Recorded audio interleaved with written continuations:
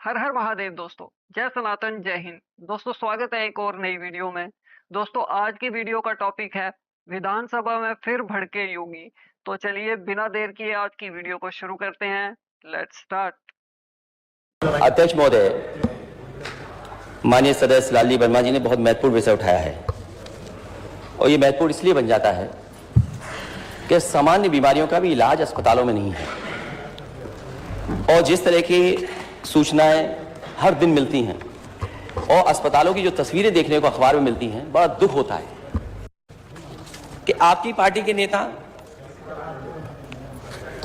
पूर्व सांसद, उनके बेटे को हॉस्पिटल में एडमिशन ही नहीं हुआ।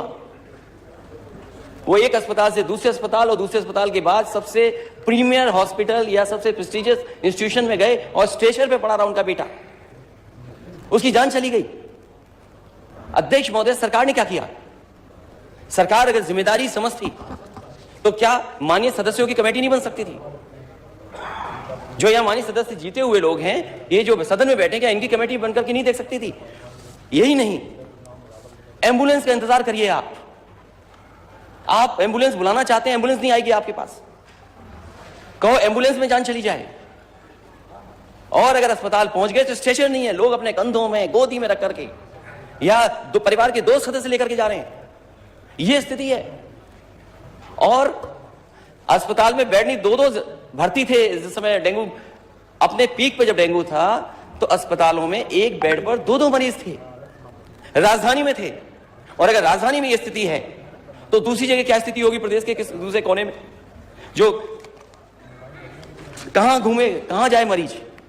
सरकार बताए कि अगर डेंगू है तो सरकारी अस्पताल में इलाज क्यों नहीं मिला, और सरकारी अस्पताल से अगर वो प्राइवेट हॉस्पिटल में चला गया तो अनाप शनाप पैसे लेना, कोड में दवा दे देना, उसका लाखों खर्च करा देना, उसके बाद भी नहीं जान बच रही है।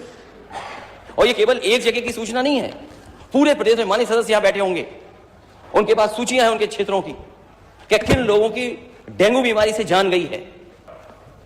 मैं सरकार से जानना चाहता हूं, माननीय मंत्री जी बताएं, हालांकि डेंगू का सवाल है, लेकिन एम्बुलेंस क्यों नहीं पहुंच रही? अस्पताल में पहुंच जाए तो स्ट्रेचर में नहीं मिल रही, एडमिट हो जाए जैसे तैसे कई चक्कर काट करके, जांचें करा करके तो बिस्तर नहीं मिल रहा, बिस्तर पे इलाज कराना पड़ रहा है उसको, डबल एक ही बिस्तर पे दो लोगों को। आखिर जिम्मेदारी किसकी थी? इतनी जानों की जाने की जिम्मेदारी किसकी है? कम से कम सरकार बताए कि स्वास्थ्य व्यवस्था बेहतर होगी कि नहीं होगी। मेडिकल कॉलेजेस ठप हैं और कम से कम एक जहां से सबसे ज्यादा सूचना आई है कि यहां पर सबसे ज्यादा जान गई है, माननीय सदस्यों की कमेटी बने, जाकर के देखें आखिरकार कारण क्या था और मरने वालों की मदद सरकार करेगी कि नहीं करेगी। धन्यवाद। नहीं, आपका अगर कोई विषय, क्योंकि आपका नाम है, अगर कोई विषय ना आया हो तो उसके ऊपर आप बोलिए। हैं? नहीं, अलग से कोई नहीं लिया गया, इसे ही लिया गया, अलग कुछ नहीं लिया गया। इसमें अगर आपका कोई विषय ना माननीय नेता प्रतिपक्ष ने रखा हो, वर्मा जी ने ना रखा हो, तो केवल आप बोल सकते हैं। वहां की स्थिति क्या? 322 हॉस्पिटल कोरोना नेता प्रतिपक्ष ने पूरी बात बता दी। प्राइवेट 322 हॉस्पिटल, आप उनके मानक चेक करवा लीजिए। कोई वहां पर कोई फैसिलिटी, कोई आरएमओ नहीं है, कोई डॉक्टर फैसिलिटी नहीं है, लैब टेक्नीशियन नहीं है, नर्सिंग स्टाफ नहीं है। अब प्राइवेट हॉस्पिटल में क्या है क्या नहीं है उसकी सूची नहीं होगी, आप लिख के देंगे तो उसकी जानकारी करवाएंगे। जी प्लीज। है, अगर माननीय सदस्य किसी बात को उठा रहे हैं तो सरकार और वहां के अधिकारी मिलकर के, नर्सिंग होम के साथ मिलकर के जो न्याय मिलना चाहिए, जो मरीज को इलाज मिलना चाहिए, वो इलाज दे नहीं रहे हैं। जो अगर आवाज उठा रहा है तो उसके साथ आप मुकदमे दर्ज करा रहे हैं। तो ये कहां का? मैंने नेता प्रतिपक्ष, मैंने ये निवेदन किया है आपके द्वारा, माननीय नेता प्रतिपक्ष के द्वारा, माननीय लालजी वर्मा जी के द्वारा पूरा विषय आ गया। अब कोई इंडिविजुअल विषय है तो मैंने ये नहीं कहा, मैंने कहा आप लिख के दे दीजिए, मैं संसदीय कार्य मंत्री जी के पास भेज उसको दिखवा लूंगा। मैंने उसको डिनाई नहीं किया।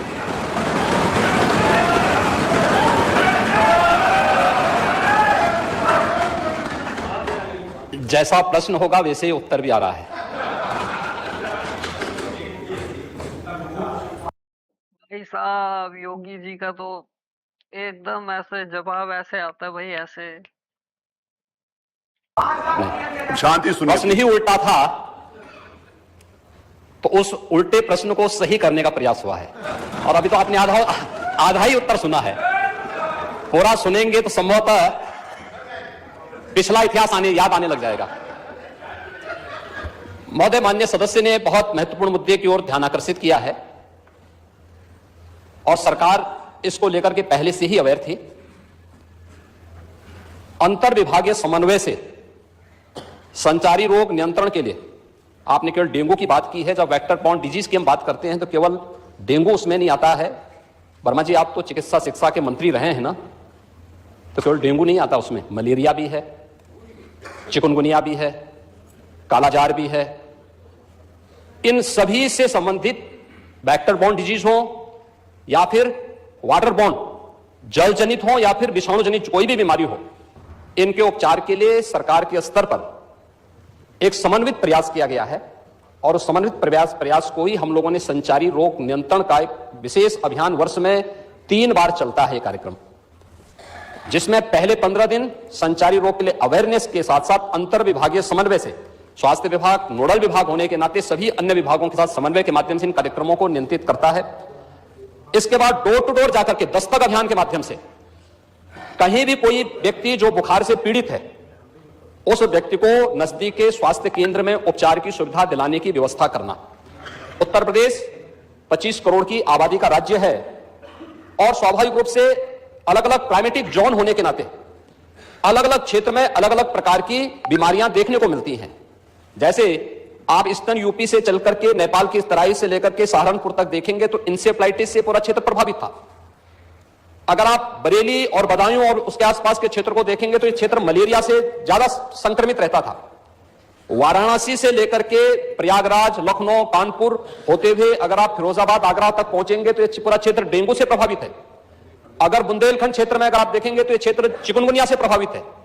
बिहार से सटे हुए जो हमारी सीमाएं हैं वहां पे हम देखेंगे तो कालाजार इन क्षेत्रों में ज्यादा प्रभावी रूप में देखने को मिलता था। और सरकार के द्वारा जो समन्वित प्रयास किया गया है, आपने केवल डेंगू की चर्चा की,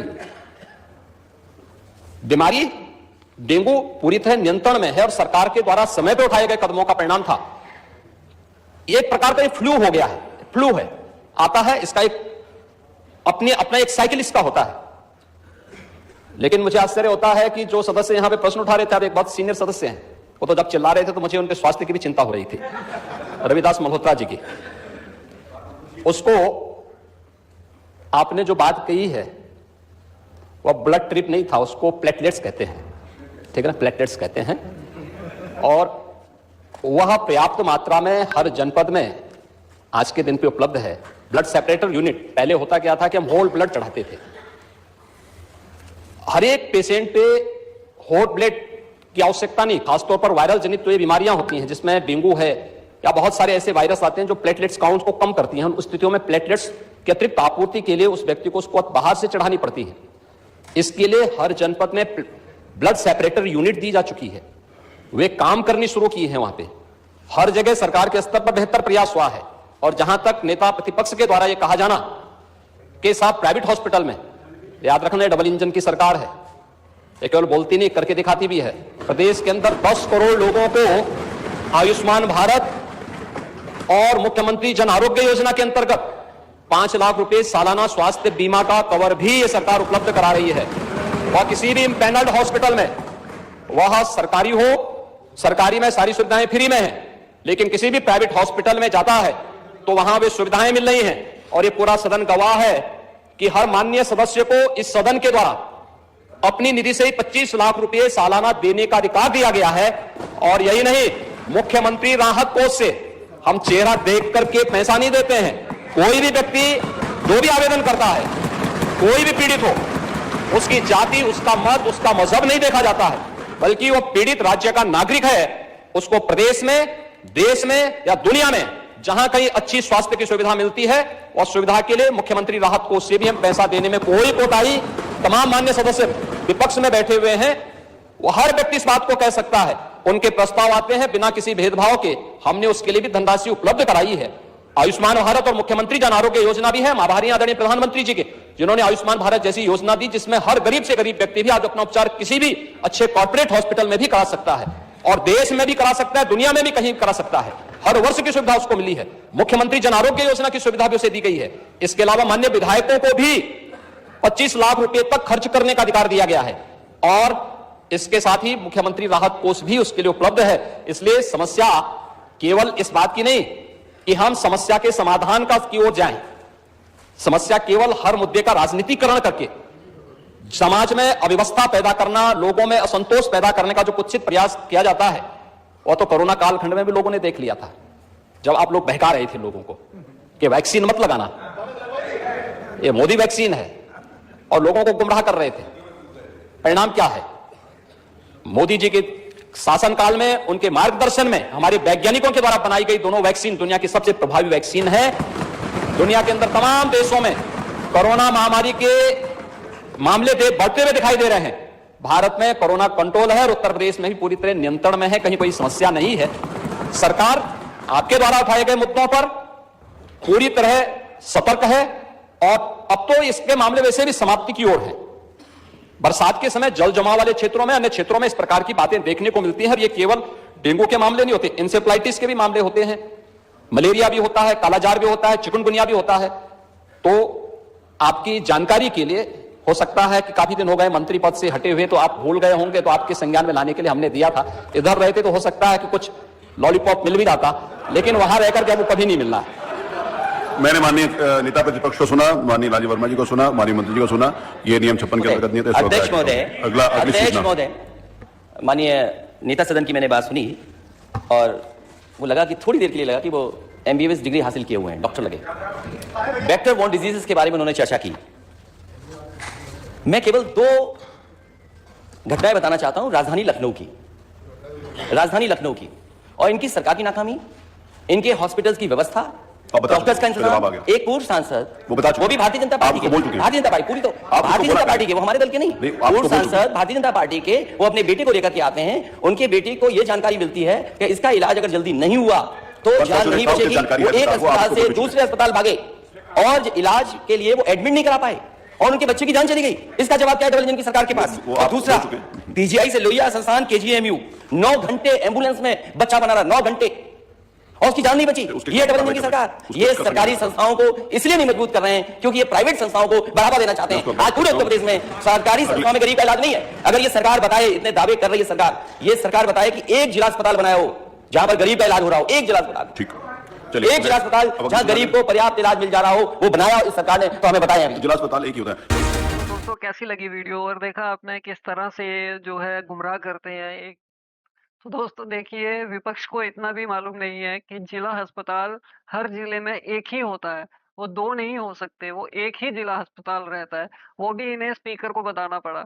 तो दोस्तों कैसी लगी आपको वीडियो? उम्मीद है वीडियो पसंद आई होगी। अगर वीडियो पसंद आई तो चैनल को सब्सक्राइब करें। मिलते हैं आपसे अगली वीडियो में, तब तक के लिए हर हर महादेव, जय सनातन, जय हिंद, स्टे सेफ।